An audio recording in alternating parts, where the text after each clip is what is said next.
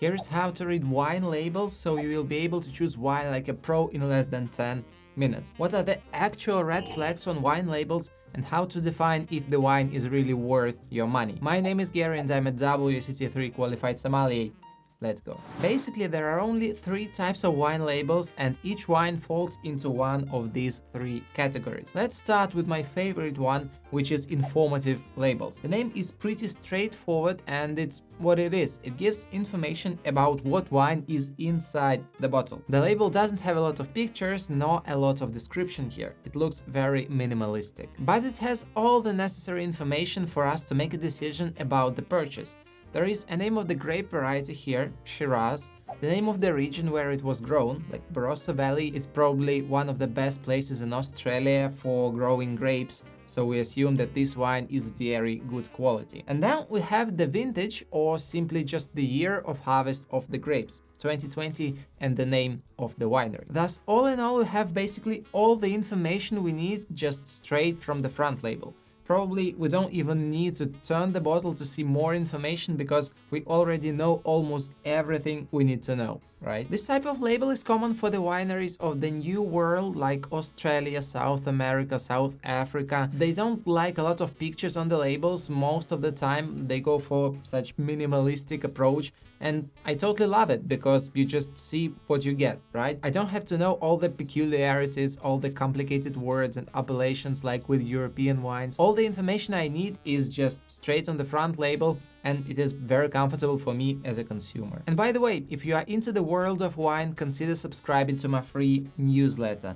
There I share the wines that I personally enjoy and just some interesting stuff about wine. I think it's a great way to get in touch more in person than just on YouTube. The link is in the description below. And now let's talk about these tricky European labels, and in this case we get absolutely the opposite of what we had in Australian and South American wines. I call these labels traditional because mostly they depend on wine making traditions in the particular region. Like this bottle of Bordeaux wine here. There is even no sign that this wine is from Bordeaux, right? It just says the name of the chateau. Basically, it's the winery which produces this wine, and some words in French, Haut Médoc and Cru Bourgeois, which probably don't make a lot of sense for people who are not much into the world of wine. So in order to understand what wine is actually inside the bottle, we have to know that Haut Médoc is a geographical region in Bordeaux in the south of France, and that it's really a very good place to grow the grapes. And then we go even deeper with this Cru Bourgeois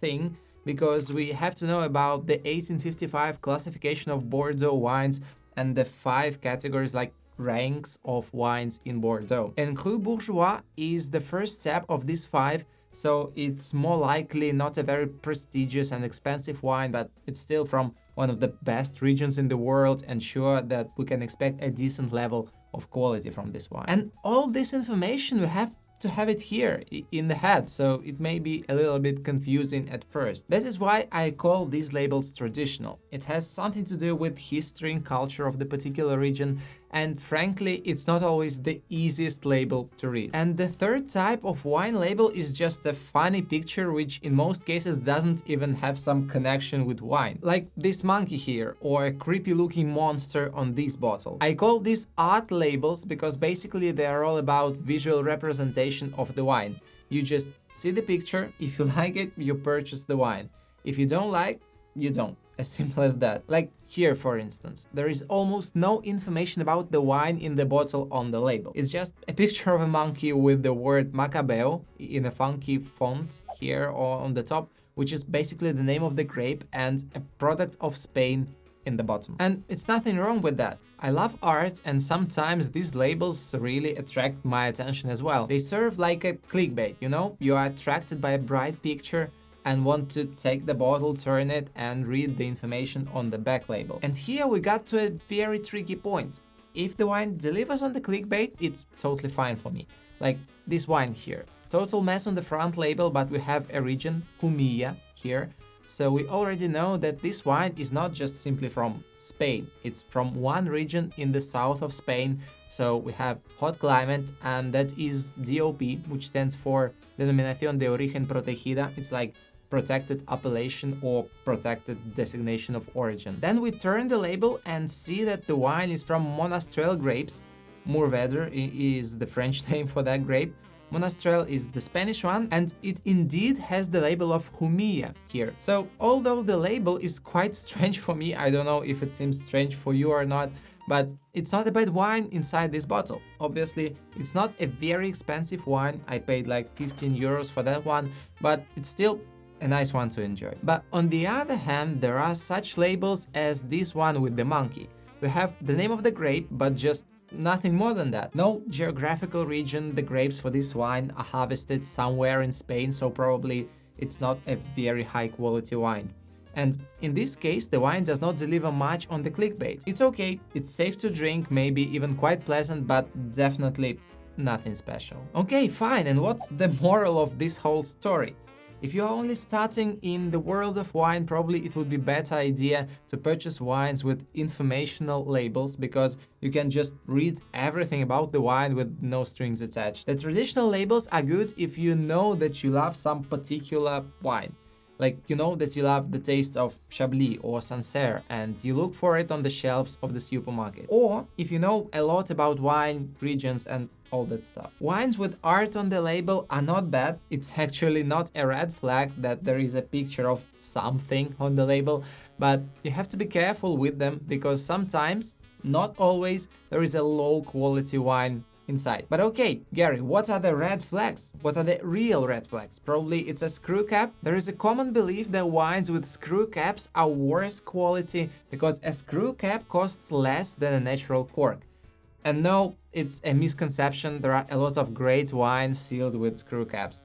Like this Shiraz from Australia, it costs around $30, maybe a little bit more. And this funky Macabeo costs less than 10, but this one is a nice wine from a well-known region, and this one is just an ordinary supermarket wine, nothing special. So the cork, it's not about the level of quality of wine, it's more about the style, I'd say. Like in the new worlds, again, Australia, New Zealand, Chile, they tend to use screw caps, and in the old world, they use cork more. But actually, there is no gigantic difference between these two, right? Yes, natural cork allows some air into the bottle, so if the wine is intended to mature for decades in the bottle, it may be beneficial, and that is why the top wines are always sealed with a cork. But on the other side, cork can suffer cork taint and may spoil the taste of the wine, and the screw cap it's just a screw cap. It doesn't influence the wine anyway. For wines that are for drinking, not for investing or collecting, that cost up to $400-500, I believe, it doesn't really matter whether they are sealed with a cork or with a screw cap. For me, the biggest red flag on wine label is insufficient geographical naming. Like, if you have wine from Spain, the grapes for this wine could be harvested like anywhere in Spain.